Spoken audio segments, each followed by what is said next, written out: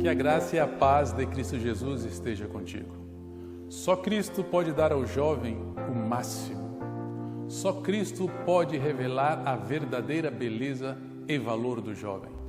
Apenas Cristo pode mostrar a grandeza de ser chamado filho de Deus. O jovem cristão, ele evangeliza com seu exemplo no meio de seus amigos, sem ter vergonha da sua fé e da sua igreja. Hoje é difícil dar testemunho de Jesus. Viver como a Bíblia ensina, rejeitando o que é antiético e imoral, fugindo das diversões perigosas e de todo o pecado. Mas, quanto mais isso for difícil, mais entendereis que sois fortes, pois a palavra de Deus permanece em vós. Seja bem-vindo ao workshop Desafios Juvenis Jovens Sois Fortes.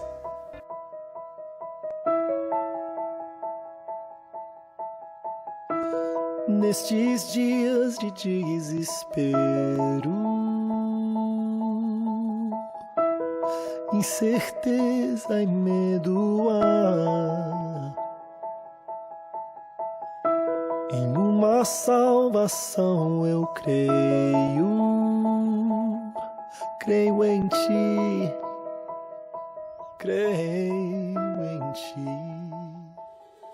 acredito.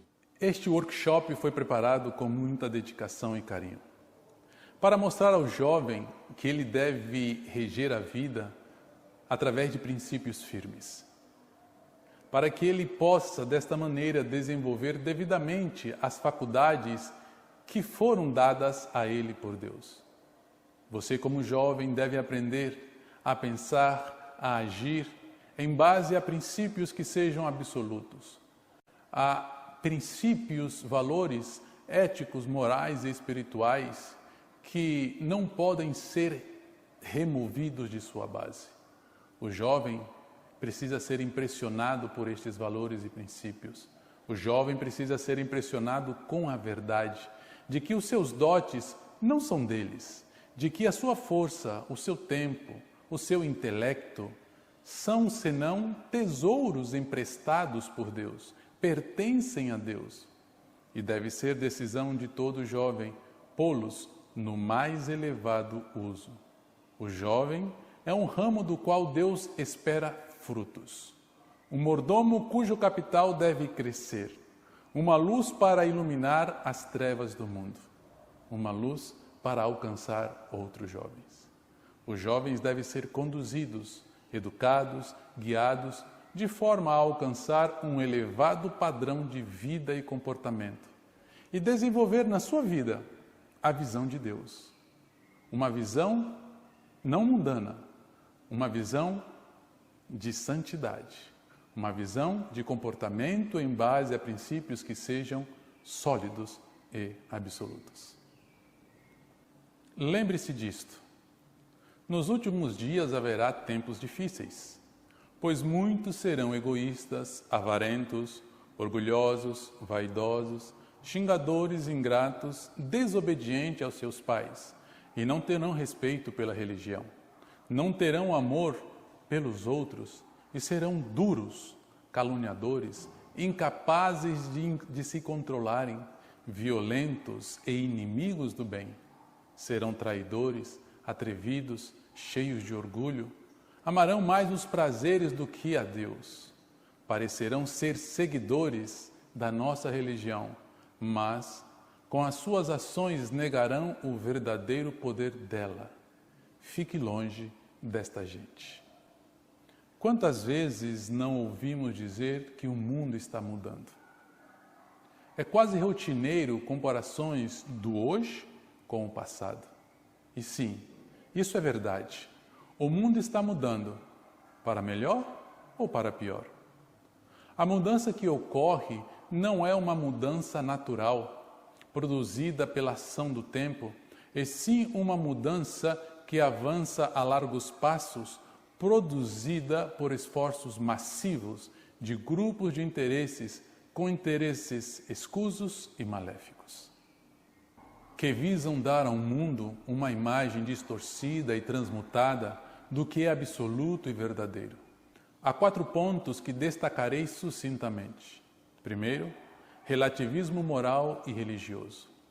Uma das maiores distorções da atualidade é apregoar nas escolas, faculdades, de forma direta e subliminar, pela televisão e meios de comunicação, a ideia de que não existe verdades absolutas. O que é verdade para mim, necessariamente não é verdade para outra pessoa. Um conceito que não tem lógica.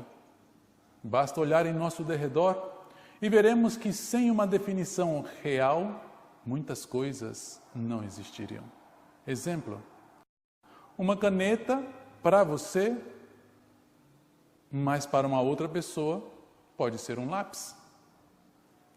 Ele pode até ser visto como um lápis para outra pessoa, mas a verdade, independente do que ele ache ou não muda o fato de que, essencialmente, a caneta continua sendo caneta.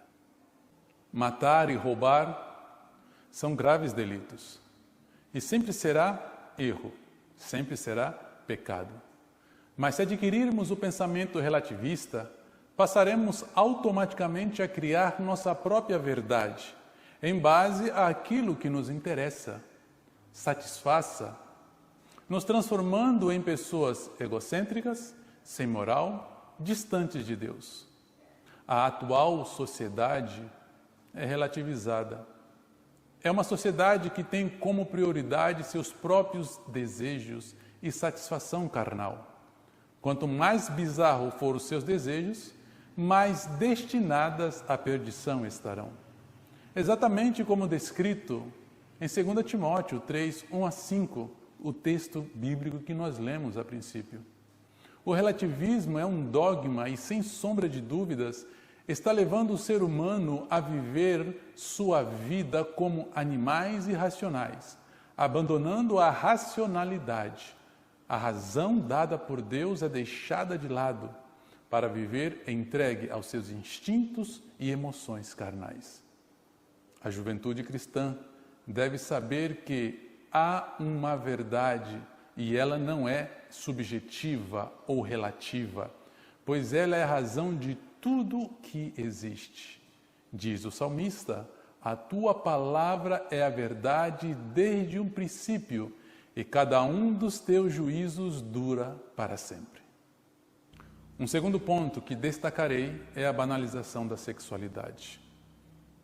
Outra mudança social forçada, onde as pessoas elas são induzidas a viver como se o sexo fosse não só um aspecto da vida, mas sim a própria vida. A sexualidade é colocada em destaque a ponto de ser explorada precocemente, levando jovens, adolescentes e até crianças a desenvolverem uma vida sexual fora do tempo. E o resultado é notório: decepções amorosas, gravidez precoce, abusos e uma geração imoral, sem valor pessoal, sem limites. Há um ataque consistente, perceptível aos nossos olhos, jovens praticando sexo sem limite e acabam se tornando pessoas sem personalidade, fúteis, desperdiçam a juventude, a inocência, perdem a pureza sexual, desprezam as palavras de Deus. A sexualidade é explorada em propagandas de TV, novelas, filmes, jogos e etc., com o intuito de prender o ser humano e o levar além do consumismo, levá-lo ao instinto carnal e pecaminoso. Na cosmovisão cristã, o sexo é uma bênção dada por Deus, como um complemento da vida conjugal, ou seja, um complemento de amor entre duas pessoas, homem e mulher, que devidamente casadas se tornam uma só carne. Portanto, diz a palavra de Deus, deixará o homem o seu pai e a sua mãe, e apegar-se-á à sua mulher, e serão ambos uma carne. O sexo fora do âmbito matrimonial é um grande delito, considerado por Deus como prostituição, como fornicação. Fugir da fornicação. O que fornica peca contra o seu próprio corpo. Outro ponto a ser destacado são os perigos das redes sociais. Esta estrutura formada por pessoas e ou organizações é um grande fenômeno social, pois possibilita relacionamento em diversos níveis, operando em diversos níveis sociais, através de redes de relacionamentos. Redes profissionais, redes comunitárias, redes políticas, redes militares e etc. Mas, infelizmente, tem se tornado um ambiente para a proliferação de imagens nocivas, exposição da vida alheia e da própria vida, propagação de pornografia e muitos outros delitos. Cuidado como você usa a tua rede social. Cuidado com o que você compartilha em sua rede social. Muito do que você posta pode ser usado contra você, contra a sua imagem pessoal. Uma vez postado, deletar não resolve. As redes sociais acabam se tornando um covil de mentiras, fake news de todas as estirpes. Tem idiotizado pessoas, tem gerado polêmicas. É uma ferramenta que pode ser benéfica, mas tem servido como instrumento para divulgar o pior das pessoas. Inclusive, o próprio WhatsApp, com seus grupos de família, amigos, irmãos, jovens e etc., tem distanciado as pessoas, tem esfriado relações de amizade, tem causado discussões insólitas e desnecessárias, tem servido de lugar para proliferar o disse-me-disse, o fuxico, a fofoca. Há muita coisa boa que poderia ser feita através das redes sociais, mas, infelizmente, ela tem prejudicado mais do que ajudado. Um quarto ponto que irei destacar é o coletivismo mundano e secular. Conhecido como efeito manada, o ser humano ele é um ser social, que procura quase, sem exceções, outras pessoas para se socializar, por motivos como atenção, segurança, afeto emocional e etc. Por essa razão, muitas pessoas são influenciadas inescrupulosamente a se submeterem a certos caprichos e deleites de outros. Isso ocorre em diversos segmentos sociais, escola, faculdade, amigos do bairro, igreja. Pessoas abandonam seus princípios morais, abandonam seus princípios espirituais, sua personalidade, abandonam a sua devoção a Deus, rebaixam o seu nível a nível de bobo da corte, assumindo uma personalidade que não é a sua para agradar a um determinado grupo. O efeito manada tem levado as pessoas a abdicarem de seus pensamentos para viver um mundo imaginário. Busca agradar o grupo a qual pertencem, assumem um papel quase teatral, atuando dentro do que é politicamente correto. Isso é um agravante na formação da personalidade dos jovens atuais, que, uma vez acostumados a agirem assim, perdem a capacidade de raciocínio, de pensar, de agir por si mesmos, e são inconstantes, incertos, mudáveis, e buscam viver como o grupo deseja e não como Deus quer. O homem de coração dobre é inconstante em todos os seus caminhos. Jovem, você foi criado para viver segundo a vontade de Deus e não para viver na mediocridade do pensamento relativo e mundano atual.